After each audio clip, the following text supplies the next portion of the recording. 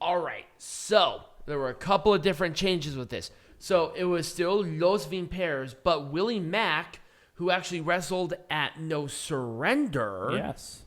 was not here for this show. So he was replaced by Myztizez Jr., and they had a match. And Peanut Gallery was very, very not okay with this. There were a couple of spots that were a little bit weird on this. It was a very bad match. For some reason, they wanted to My shirt's so colorful. Right? They wanted... So, for some reason, like, during this segment specifically, they wanted to do a Los Vampiros and a Pagano thing. And it's like, Pagano wasn't on this show. Did he really need to be on the fucking pay-per-view? Mm-hmm. I'm sorry. Pagano sucks. I know, but the kids love him. Nah, fuck the kids. Well, they get to buy the toys, so I guess whatever. Anyway, they had this weird leg drop through a table where basically Psicosis overshot and basically sat on fucking poor Mr. Iguana, basically killing the guy. And they won with like all of them pinning him. It's like, what the fuck? What's the point? Right. It was really stupid. They put a tax spot out. And it was so bad. And literally I am not kidding you, everyone was wearing a shirt. It was so bad. Even Myztizez Jr. was wearing a shirt. It was just terrible. It was really bad. This was a really bad match. It was sloppy. It was very poorly timed. Once again, the commentary did not help my enjoyment of this whatsoever. Because they still had the problems. And the Vipers won. It's like... No one cares. Everybody does. I care. All right.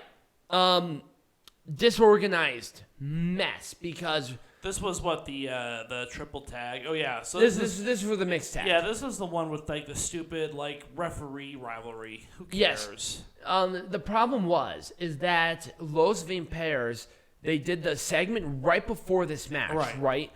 And then they went to the back, and then two of them went out. It was super weird. It was weird. Also, this was not billed for the trios or for the mixed tag. No. At all. Like, at all. No. And that was really unfortunate. So I kind of wish they kind of built that a little bit more, but it is what it is. Yeah. Let's talk about this one. Once again, Willie Mack was replaced by Myztizez Jr.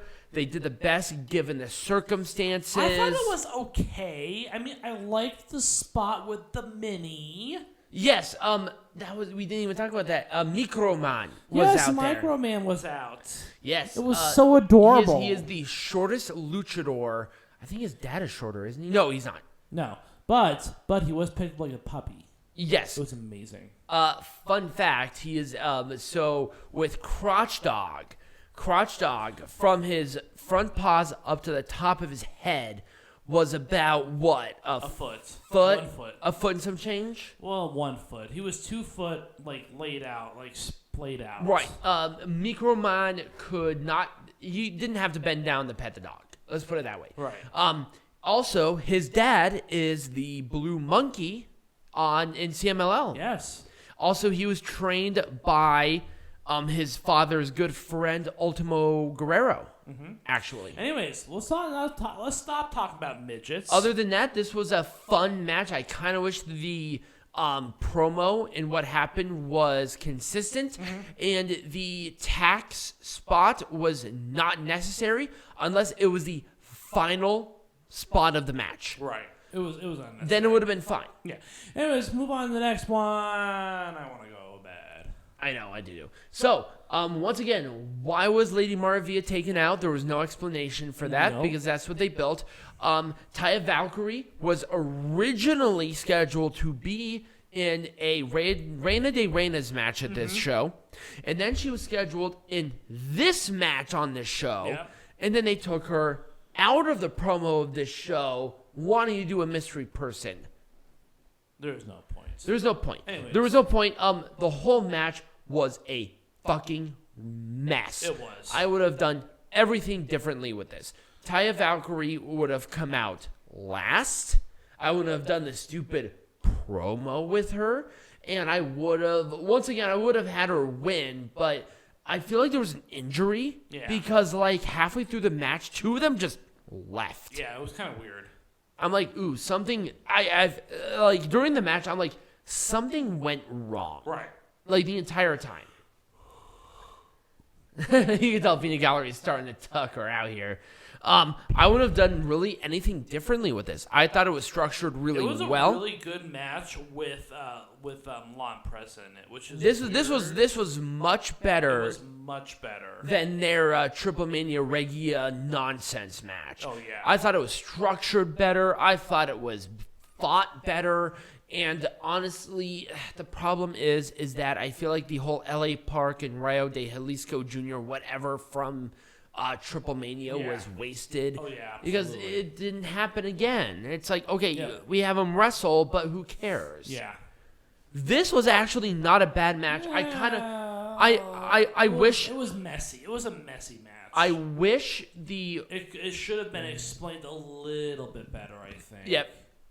It wasn't explained very well. It's like, what is it? Is it an elimination? The one thing about WWE that's so clear because they really emphasize the global expansion of AAA. Mm-hmm. But when you do that, there's an expectation of what to do. And explaining rules for certain matches or certain rivalries on the screen clearly has to be something, and making sure it's done in Spanish and in English. It doesn't matter to me. Right. I think that would have made this a lot better because once again we had a conflicting thing where we clearly heard elimination, but then all of a sudden Psycho Clown could do one thing in one, period. It was super weird. This doesn't make any sense to me. It doesn't make any sense. The right people, I think, overall were in this match. I just don't think the winner was the right call. Because Psycho Clown did not have to win this. He's an established main eventer already. You need to put somebody in this that has never either gone, won, or have been in a high-profile match like this. Everybody else but Bandito was within that parameter. Let's call him a former ROH champion, but he's a current. That was weird, too. Yeah, Bandito still has the current Ring of Honor World Champion. Right. That title unification match is not happening until Supercard of Honor. So that was really weird, too. I didn't even think about that. They did the best with what they could do based on the circumstances. It was a good match. I like the rivalry. I like the premise. I hope they do a rematch. But for God's sake, Phoenix, stay healthy. This is like the 4th fucking injury that I am aware of since he's joined AEW. And it's getting really frustrating. Not his fault, though. Also, the ending was a mess. I would have done that. I would have done that much differently. I wouldn't have done a damn thing different with this other than maybe a different venue. But that's a totally different situation. The right people, the right winner, the right title, the right placement. Yep. And also, you just know that if this was in a closed dome or if it was a nice night out. I want to see them battle it out again, man. This is going to be a Triple Mania. It has to be. Oh, God. Especially given that circumstances. They pulled off a good match during bad weather. Think of what they do during a controlled environment. Right. You know that's going to be a big winner. So I wouldn't have done anything different. Anyway, Peanut Gallerio. What are we doing next week? To be determined. To be determined. We have a couple of ideas rolling around. But if you enjoy the show, remember to like, subscribe, follow, share it with all your friends, become a patron. Links all around down below. Peanut Gallery will... You can see part of it. Of his shirt. And as always, be majestic.